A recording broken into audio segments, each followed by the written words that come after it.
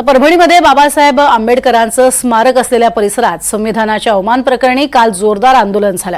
आंबेडकरी अनुयायांकडून दगडफेक आणि जाळपोळ करण्यात आली। कालच्या स्थितीनंतर आज परभणी जिल्ह्यात परिस्थिती नियंत्रणात आहे।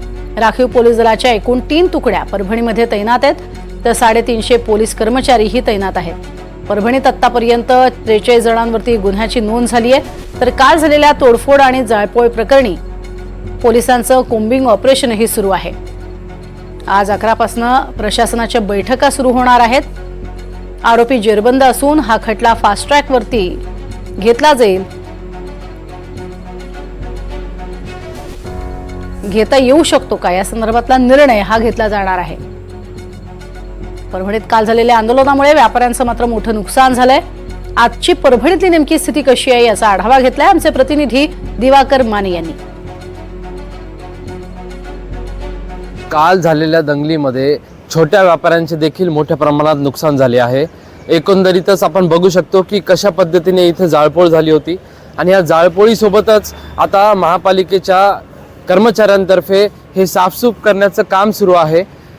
आपण बघू शकता की आता ट्रॅफिक पूर्णपणे मोकळी झालेली आहे आणि एकंदरीतच मोठ्या प्रमाणात नुकसान मोठ्या व्यापाऱ्याचं नाही तर छोट्या व्यापाऱ्याचं देखील झालेलं आहे। त्यांचा पोटा पाण्याचा प्रश्न आहे।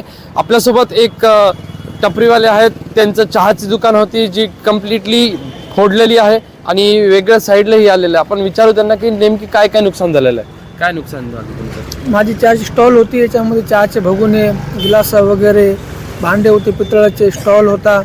असं कमी कमी माझे 40-50 हजार रुपयाचं नुकसान झालेलं आहे। यामध्ये माझे स्टॉल होता लाकडाचा, ते सुद्धा पूर्ण जाळण्यामध्ये आलेलं आहे। त्यामध्ये काय पैसे नसल्यामुळे एवढं काही नाही, पण माझा जे उदरनिर्वाह होता पूर्ण चहाच्या व्यवसायावर अवलंबून होतो मी।